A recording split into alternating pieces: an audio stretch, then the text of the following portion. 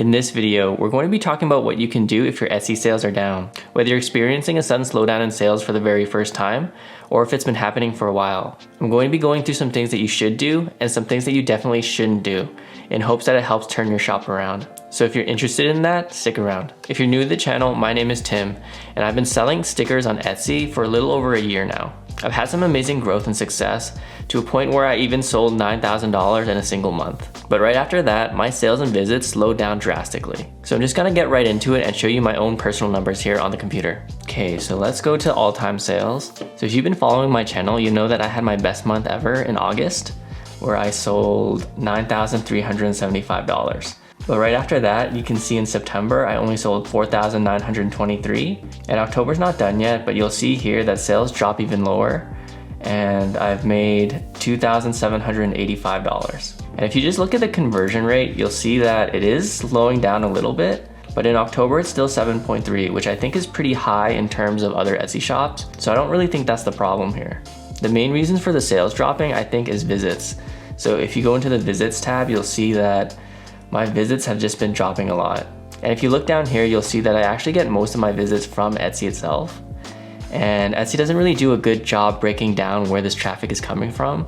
So it's hard to pinpoint exactly where the drop in visits are. Honestly, it could be anything. It could be that less people are using Etsy right now. It could be that Etsy changed something in the algorithm and my listings are showing less often on people's searches.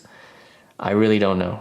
So yeah, when this started happening to me, the first thing I wanted to know was if it was happening to anyone else. So I started searching Reddit and I started reading Etsy community forums, and I actually found people were experiencing the same thing as me. Some were saying that Etsy must have changed something in their algorithm because they were getting less visits too, that it's slow around this time of year because people are coming back from vacations and parents are getting their kids back to school, so they don't really have time to online shop. Some people were even just saying that the economy was really bad right now and that's the reason. Now, after reading all of these things, this initially made me feel a little better, because why wouldn't it, right? I mean, if you look at it, you'll see that people are experiencing the same thing as me, and it's not really my fault. It was Etsy's fault, or it was just a bad time of year, or it was the economy.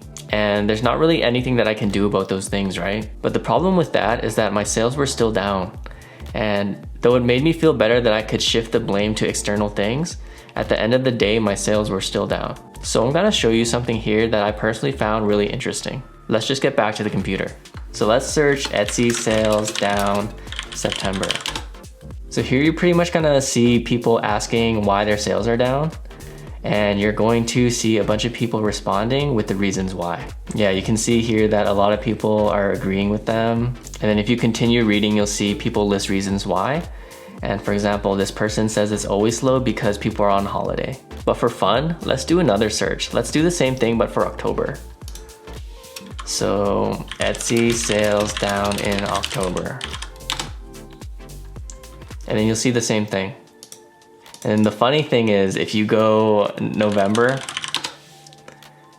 it's the same thing. And if you go December, you'll see the same type of thread as well. So the funny thing is that you can literally do this for every month of the year, and a similar thread is gonna show up. And after spending a lot more time than I want to admit reading through all these threads, I actually discovered a common theme in all of them. And that was a lot of the people posting seemed to have a victim mentality. A lot of the posters were blaming external things for why their sales were down. And there was really no focus on what people could actually do to improve their shops, because it wouldn't work anyways, right? They were blaming external things. So let's get back to the topic of the video. In my opinion, this is the number one thing that you shouldn't do if your sales are slowing down. And that's to have this type of victim mentality. You really shouldn't do this when you're having problems with your store.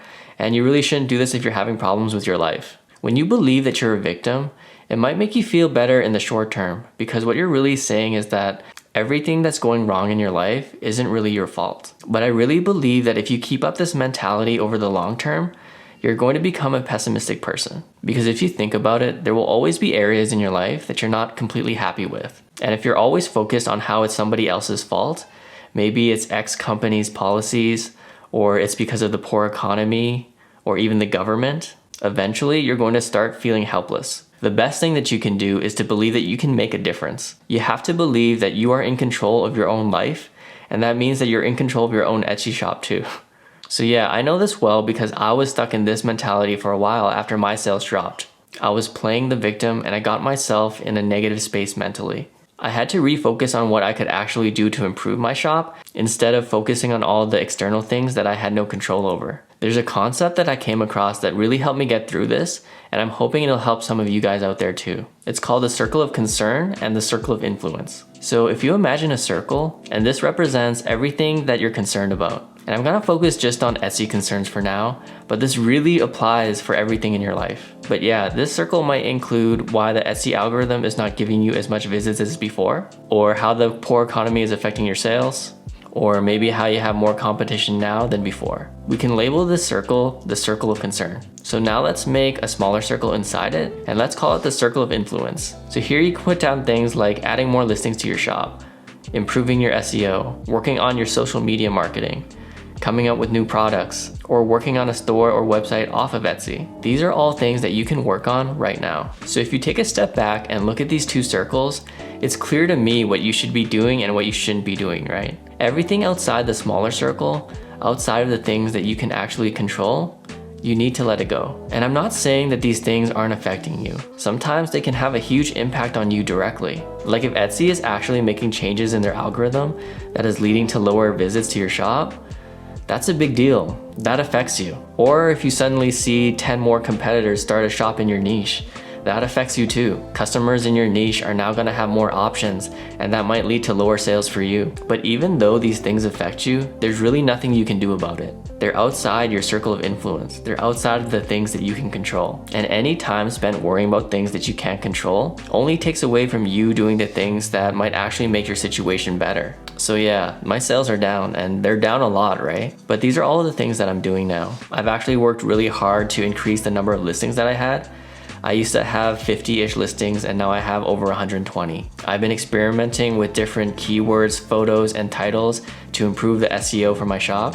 And I've been actively working on a website off of Etsy that I can push my own customers to. I've talked about most of these things in more detail in my past videos, so if you want to know more things about them, check them out. I'll link them down in the description below. But yeah, I'm doing everything that I can think of to hopefully turn my sales around. And maybe it's going to work and maybe it's not, but at least I'm trying. And I think that's a whole lot better than the people who are so focused on the things that they can't control that they don't have any time to make improvements to their shop at all. And I'm sure you know people like that. The people that would sit around all day and complain about everything, and they would never actually work on improving their situations. And my advice is try to limit your exposure to people like this. I don't think it's a good idea to spend a lot of your time feeling sorry for yourself, because it doesn't really get you anywhere. And this goes for online content as well. If you're spending a lot of your time reading discussions or watching videos that are about that, that's not a good thing either. And trust me, I know, because I was stuck in that for a long time. But yeah, I'm also aware that even after all of my hard work and efforts to improve my shop, I may never hit certain sales numbers again. And I'm okay with that. That's kind of what you get when you sign up to be an entrepreneur, right? It's not going to be easy all the time. Nothing's for certain. Nothing's promised to you. And the possibility of failure is always there. But that's what being an entrepreneur is, and you have to accept that. It's kind of like sports. You're not gonna win every game that you play, but if you manage to win more than you lose, that's what really matters. Don't be so afraid of losing that you don't even play at all. If my sales slow down so much that my shop eventually dies, I'll just start another business. I'm not done yet. I actually have a lot of business ideas that I love to try out to see if they work. But I'll say it again.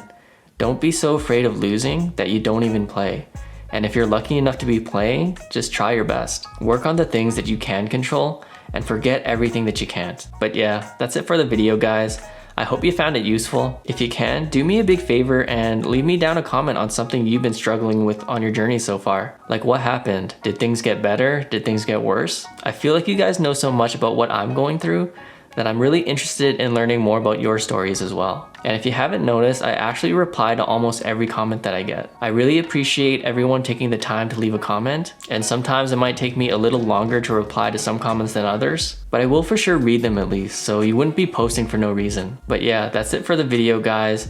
Thanks so much for watching. Take care of yourselves, and I'll see you in the next one. Bye.